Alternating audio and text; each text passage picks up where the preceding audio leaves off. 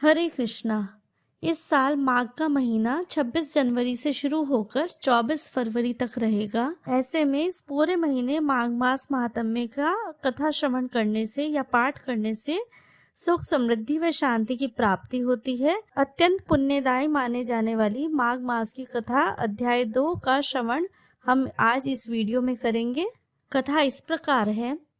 राजा के ऐसे वचन सुनकर तपस्वी कहने लगा कि हे राजन, भगवान सूर्य बहुत शीघ्र उदय होने वाले हैं, इसीलिए यह समय हमारे लिए स्नान का है, कथा का नहीं।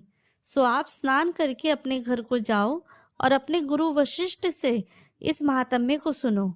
इतना कहकर तपस्वी सरोवर में स्नान के लिए चले गए और राजा भी विधि पूर्वक सरोवर में स्नान करके अपने राज्य को लौटा और राजनिवास में जाकर तपस्वी की सब कथा रानी को सुनाई। तब सूत जी कहने लगे कि महाराज, राजा ने अपने गुरु वशिष्ठ से क्या प्रश्न किया और उन्होंने क्या उत्तर दिया, सो कहिए। व्यास जी कहने लगे, हे सूत जी, राजा दिलीप ने रात्रि को सुख से सोकर प्रातः समय ही अपने गुरु वशिष्ठ के पास जाकर उनके चरणों को छूकर प्रणाम करके तपस्वी के बताए हुए प्रश्नों को अति नम्रता से पूछा कि गुरुजी, आपने आचार, दंड, नीति, राज्य धर्म तथा चारों वर्णों के चारों आश्रमों की क्रियाओं, दान और उनके विधान, यज्ञ और उनकी विधियां, व्रत, उनकी प्रतिष्ठा तथा भगवान विष्णु की आराधना अनेक प्रकार से तथा विस्तार पूर्वक मुझे बतलाई। अब मैं आपसे माघ मास के स्नान का महात्म्य सुनना चाहता हूँ। सो हे तपोधन, नियम पूर्वक इस विधि को समझाइए।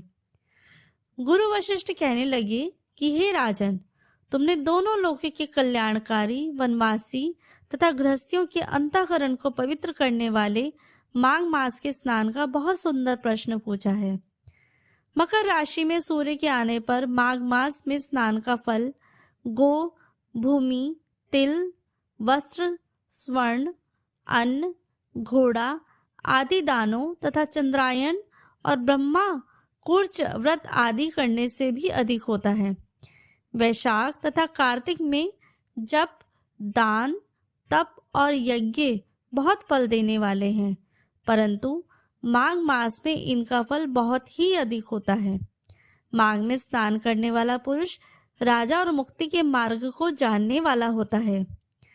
दिव्य दृष्टि वाले महात्माओं ने कहा कि जो मनुष्य माघ मास में सकाम या भगवान के निमित्त नियम पूर्वक माघ मास में स्नान करता है, वे अत्यंत फल वाला होता है। उसको शरीर की शुद्धि और प्रीति, ऐश्वर्य तथा चारों ओर के फलों की प्राप्ति होती है। अदिति ने 12 वर्ष तक मकर संक्रांति में अन्न त्याग कर स्नान किया। इससे तीनों लोगों को उज्जवल करने वाले 12 पुत्र उत्पन्न हुए। माघ में स्नान करने से ही रोहिणी, सुभगा, अरुंधति दानशीलता हुई और इंद्राणी के समान रूपवती होकर प्रसिद्ध हुई।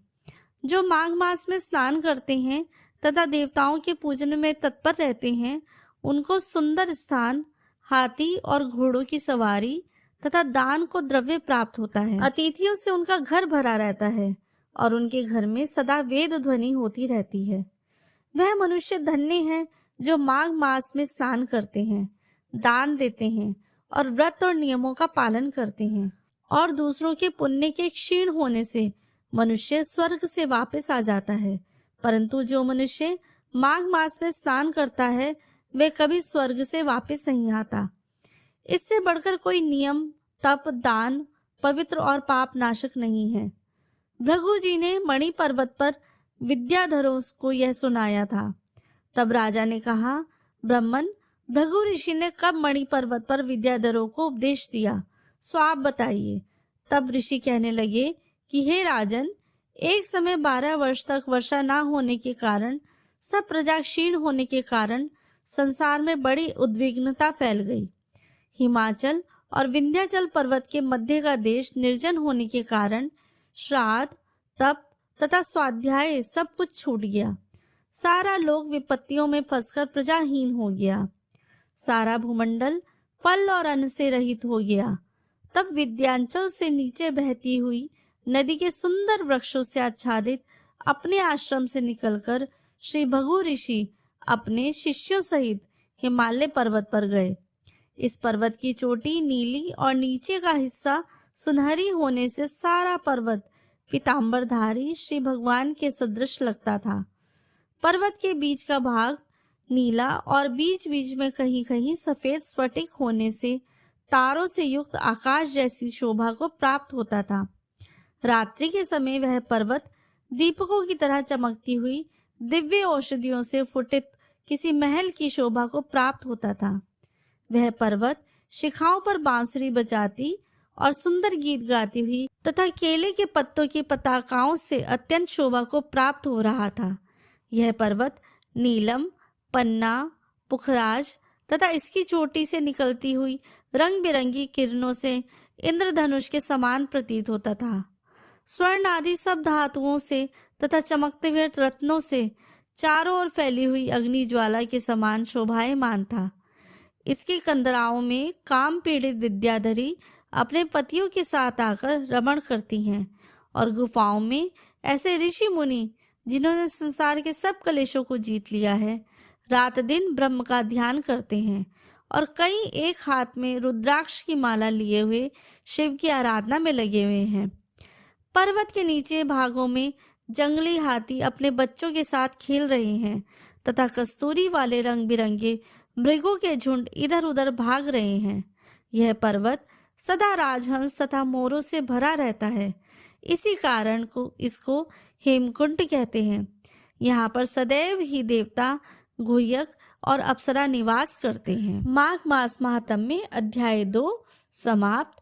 इससे अगली वीडियो में हम माघ मास महात्म्य अध्याय 3 का श्रवण करेंगे। तब तक के लिए जय श्री कृष्णा।